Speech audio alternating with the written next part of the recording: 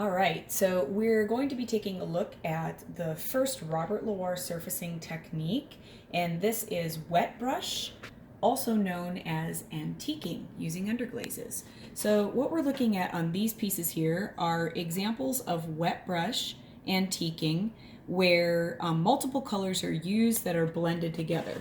This is some of my work. You can see I'm using different colors, and all of the color is located in the lowest points of the texture. This has another glaze over the top of it, which is applied later. But what we're looking at is these areas. This is another piece here. You can see I'm using variations of how much I'm wiping off and how much I leave behind. But the color highlights the texture by remaining in the lowest points. The underglaze can also be applied with multiple colors in more precise ways, as this piece shows here. You can see that a smaller brush was used, and also in this particular example, the material was more wet. So instead of wiping it off, it was just used with more water so that it stayed in the lowest parts. This here you can see is there's no wiping and a little bit less water, but it still highlights the texture nicely. And then on these tests here, it's on a different clay body, but again, you can see how the color really highlights the texture, and you can use any kind of color that you'd like. So next, we're going to actually look at the materials, and then we'll get into the technique. Okay, so now we're looking at the materials that we'll use for wet brush or antiquing. What I have here is a mixing tray with underglaze, and for this demonstration I'm just using black underglaze. I have a variety of brushes that you could choose to use. One of my favorite go-tos is the bamboo brush for how much material it holds, but we have a few other synthetic brushes of different sizes. A brush that you might have that doesn't work so great is a brush like this, where it has thicker, more stiff bristles. This doesn't work so wonderful, so if you have it, don't plan to use that. Use something a little bit more like this instead. Other than that, I have two larger containers of clean water. I have a sponge. I like to use a smaller sponge so that I can get into smaller areas. And then, you know me, I like to have a towel to keep my hands clean. So now what I'm going to do is make this material wet. I'm going to water it down so that it'll get into the low areas on my bisque. I'm going to use my brush to pick up a significant amount of water, and I like to just squeeze the water into the underglaze. I'm not pulling the bristles, I'm just squeezing them because I don't want to pull them all out. My goal here is to have basically colored water, so I do want it quite watered down. Then I just mix it up. And one way that I use to tell how watered down it is, I can stick my finger in it or someone else's finger. That's actually pretty nice. Or I just take it and put it along the edge of the container like this.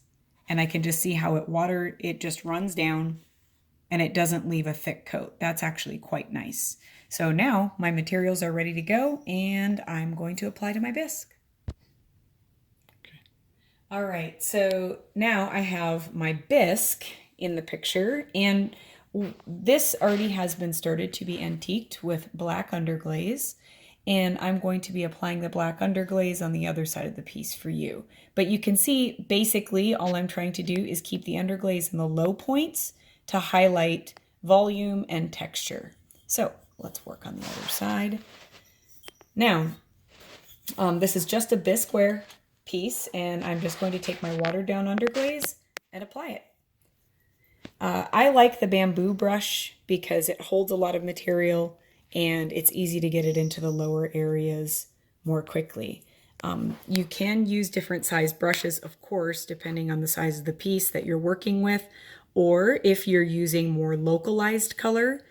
For example, if I wanted to have variations of blue or green on this piece, I could very easily do that just by using smaller brushes and changing my colors in between.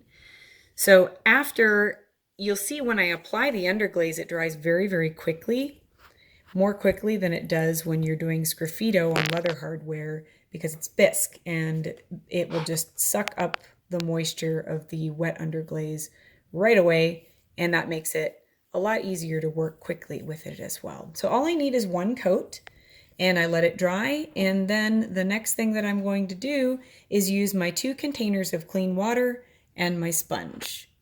So I'm going to take my sponge and put it in the first container of clean water and squeeze out the excess water, and then I'm simply going to wipe. Now, in my particular situation, the direction I wipe is important, and so I want you to think of those things as well. I'm going to wipe against the scales because of where the low points are located. I wipe with a fair amount of pressure, and now when I rinse my sponge, I rinse in one bucket, squeeze out the excess water, and then I go to the next one. I always want to be wiping with the cleanest water I can, so I'm not just putting the dirty water back onto the piece. Another thing I can do is rotate my sponge so I can go longer between wiping. But generally you don't want to continue wiping when your sponge is completely dirty. So dirty rinse, and then clean rinse, and then continue. Now, in this area, the gill area, it actually is pretty nice to leave this dark because it'll just enhance the shadow and the depth. So I can leave that area like that if I'd like to. Pets in the frame, what are you gonna do? Okay, always double rinse. And you can really decide how much you want to wipe off and how much you want to leave. So after you have done your antiquing or your wet brush, whatever it is that you'd like to call it, because this process can also be done with the underglaze material being even more wet, or using a wet paintbrush. So now I'm taking my paintbrush and cleaning it out completely and using clean water, and I can brush on the piece with clean water instead of using the sponge, or if I wish, in conjunction with the sponge to remove the material in smaller areas or at different rates. So after you're finished wiping off the amount of material that you would like to, you're ready to move on to the next technique, which is dry brush.